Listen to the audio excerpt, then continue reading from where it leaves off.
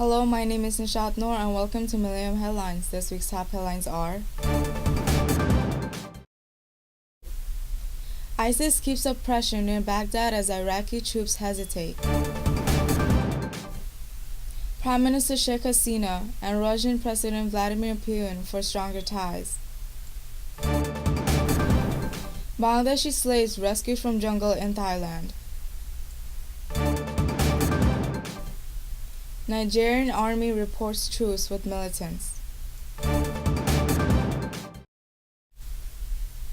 Obama names Democratic operative to coordinate Ebola response.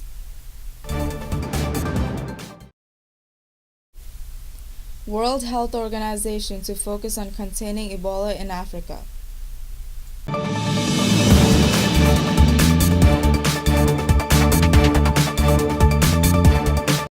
Now the details to this week's top headlines. Islamic State militants are still dominating the fight in Iraq's crucial Anbar province, weeks into the American air campaign, as the Iraqi military has struggled to go on the offensive and has been unable to make the most of coalition air support. Islamic State militants are still dominating the fight in Iraq's crucial Anbar province weeks into American air campaign, as the Iraqi military has struggled to go on the offensive and has been unable to make the most of coalition air support. Even as international airstrikes have factored heavily in allowing Iraqi and Kurdish forces fighting for the north and in Syria to make gains against the jihadists, their air campaign has been limited in Anbar, in part because Iraqi forces there have been mostly stayed at their garrisons. American military advisors are increasing pressure on their Iraqi counterparts to leave their bases and seize the initiative. Exploiting the slow pace, fighters for the Islamic State, also known as ISIS or ISIL, have aggressively pressed their campaign in recent weeks, commanding towns and military garrisons along the Euphrates River Valley in Anbar, a vast desert province that stretches from the outskirts of Baghdad to the borders with Syria, Jordan, and Saudi Arabia. Millennium TV, Naeem Mohammed. Prime Minister Sheikh Hasina and Russian President Vladimir Putin have expressed optimism that the socio-economic relations between the two countries will grow further in the future. Prime Minister Sheikh Hasina and Russian President Vladimir Putin have expressed optimism that the socio-economic relations between the two countries would grow further in future. The two leaders talked about bilateral relations during a gala dinner hosted by Italian President Giorgio Napolitano.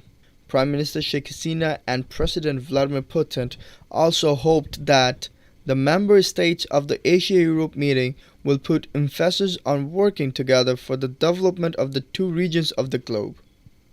Millennium TV, Naeem Mohammed. Dozens of Bangladeshis have been rescued after being abducted and shipped to Thailand to be sold as slaves. The men were promised well-paid jobs before being drugged, bound, and kidnapped. The government in Thailand said they are trying to fight the slave trade, but have been accused of dragging their heels on the issue. These are the faces of a modern-day slave trade. Kibria, who's 27. Mohammed Asem, 25. Ayub, a father of 3. Bangladeshi men abducted to Thailand to be sold like cattle. They were rescued this week after Thai officials were alerted by villagers who'd seen them being moved between their jungle camps. What they told us was a scarcely believable tale of organised slavery. They'd been lured by offers of well-paid work, then drugged, bound, and packed below deck on a boat carrying more than 300 captives. 18-year-old Abdurrahim is still hobbled at the beating he received from the Thai brokers. They took us to the jungle and gave us no food, he said. For 10 days we survived by eating leaves. My heart is burning for home, said Abdurrahim, the father of 3 young children. All I can think about is how to get home, how I can see my family again. We were taken back to where they'd been held. A marshy, indented coastline, ideal for concealing people. They were moved at least twice to different camps while the brokers negotiated their sale.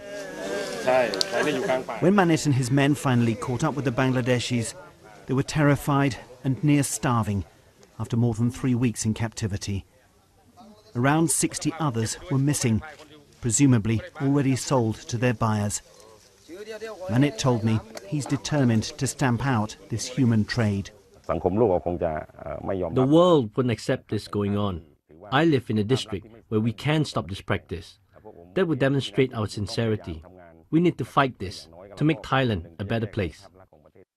The captives have identified this man as the most brutal of their guards, but there are other more powerful figures involved. Will the Thai government back the district chief and move against them? And what will become of these men who so narrowly escaped being sold into years of slavery? All they want now is to go home. Yet the Thai government is inexplicably dragging its heels, leaving them stuck here, still waiting for deliverance. Nigeria's top military official has declared a ceasefire with Boko Haram, the militant Islamist group that had kidnapped more than 200 girls from a rural school months ago.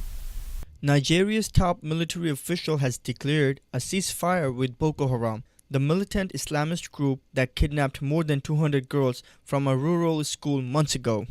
Nigeria's Chief of Defense Staff Alex Bade was cited as issuing an order to comply with the ceasefire in all theaters of operations against Boko Haram. Without any prejudice to the outcome of our 3 days interaction and the conclusion of this forum, I wish to inform this audience that a ceasefire agreement has been concluded between the federal government of Nigeria and Al-Sunnah Lidawa wal Jihad. I have accordingly directed the service chiefs to ensure immediate compliance with this development in the field, which has battled the government for years, overrunning villages in the country's northeast. The ceasefire came amidst talks over the schoolgirls and their possible release. Millennium TV, Mohammed. President Obama named a trusted political advisor on Friday to take over the government's response to the deadly Ebola virus, as health officials in 2 states work to track a growing list of people who may have been exposed because of missteps in quarantine and containment. President Obama named a trusted political advisor on Friday to take over the government's response to the deadly Ebola virus, as health officials in 2 states worked to track a growing list of people who may have been exposed because of missteps in quarantine and containment. The appointment of Ron Klain, a seasoned Democratic operative and White House veteran, spoke of the seriousness of the situation for the administration, which was eager to put the management of the crisis back on track in the midst of a tough election season. The response has been criticized as sloppy, with 2 intensive care nurses in Dallas Hospital falling ill after treating a Liberian, Thomas Eric Duncan, who eventually died from the virus. One of the nurses had been allowed to take a commercial flight despite telling the Centers for Disease Control and Prevention that she had a slight fever. Naim Mohammed, Millennium TV. The World Health Organization said Thursday that it was planning to ramp up efforts to prevent the Ebola virus from spreading outside the 3 West African counties, where it is now concentrated, but that it was not recommending screening for travelers arriving at airports. The World Health Organization said Thursday that it was planning to ramp up efforts to prevent the Ebola virus from spreading outside the 3 West African counties where it is now concentrated, but it was not recommending screening for travelers arriving at airports. 6 months into the Ebola outbreak, the WHO is focusing on 15 African countries with communications and trade links with Guinea, Liberia, and Sierra Leone, the 3 countries at the heart of the epidemic. Isabel Natal, the organization's director overseeing global alert and response capacity, told a news briefing in Geneva. The declaration of a public health emergency of international concern alerts the world to the need for high vigilance for possible cases of Ebola virus disease. But by no means implies that all countries, or even many countries, will see Ebola cases. The latest World Health Organization assessment that the number of people killed by the disease will pass around 4,500 this week, and the number of people infected with Ebola will rise to over 9,000. Millennium TV, Naim Mohammed. Thank you for watching Millennium Headlines, and we'll see you next week.